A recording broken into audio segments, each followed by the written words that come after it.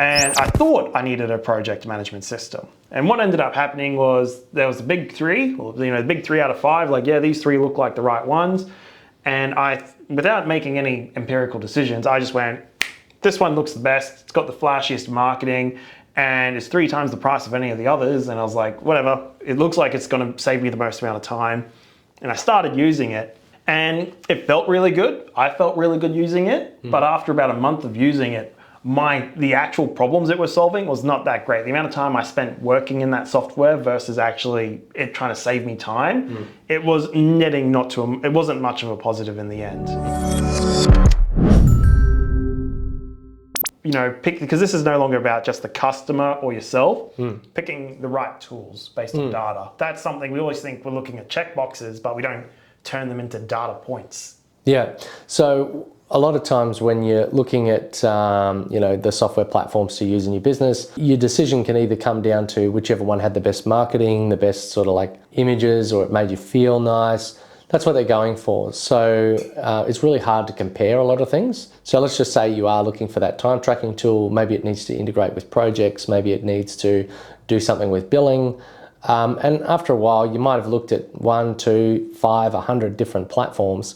Really gets confusing. So I've got a free course on basically a software selection matrix, how to buy software for your business, and allow you to empirically compare things based on what you need, not based on what the features it sells. So ideally you would sit down, you'd list out all the requirements from must have through to nice to have. Then if you don't know like what's out there, obviously you spend time doing your research, figure out what's possible, build that into it as well. And then you take each platform and you sort of like traffic light it and decide what's good or what's not. Could you paint me like just a clear before and after picture? Or you know what, I can even paint a clear before and after picture for that, if you like. And I have a pretty classic story. I've told this a few times, but I'll say it again. I went through a process and a stage where I started employing a fair few contractors, and I needed to get some project management systems put into my company. Yeah.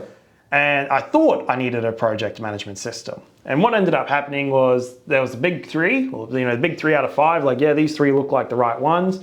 And without making any empirical decisions, I just went, this one looks the best, it's got the flashiest marketing, and it's 3 times the price of any of the others. And I was like, whatever, it looks like it's gonna save me the most amount of time.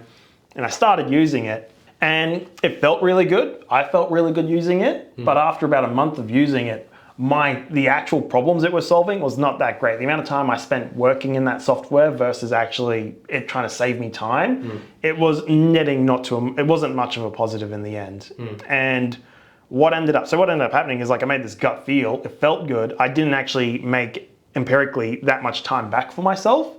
So I went back, Avon showed me the empirical decision thing, and I actually listed the 3 out there, and I put down all the data points, and I ended up looking at them, and none of them were actually fitting what I needed. And then as I looked at the points that I needed to get across, I realized my note-taking app solved all the problems I was trying to solve. The project managements are really trying to solve something a bit more high level, and that wasn't where I was at. So by having the data where it said, these are the points I'm trying to solve, it actually got me clearer.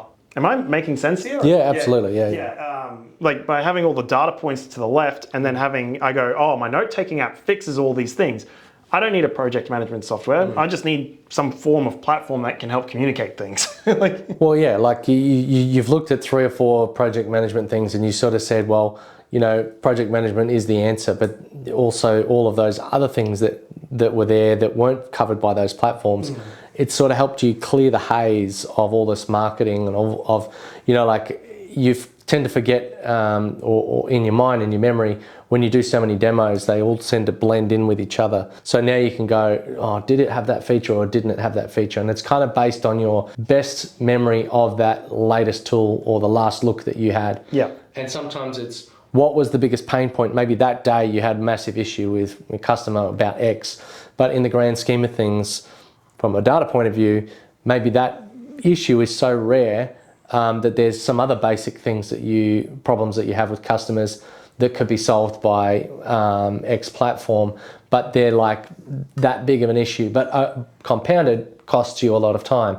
And when I say issue, it may not be that they're unhappy, it could just be that you have to do a certain process to onboard them, or do administration or something like that. That's really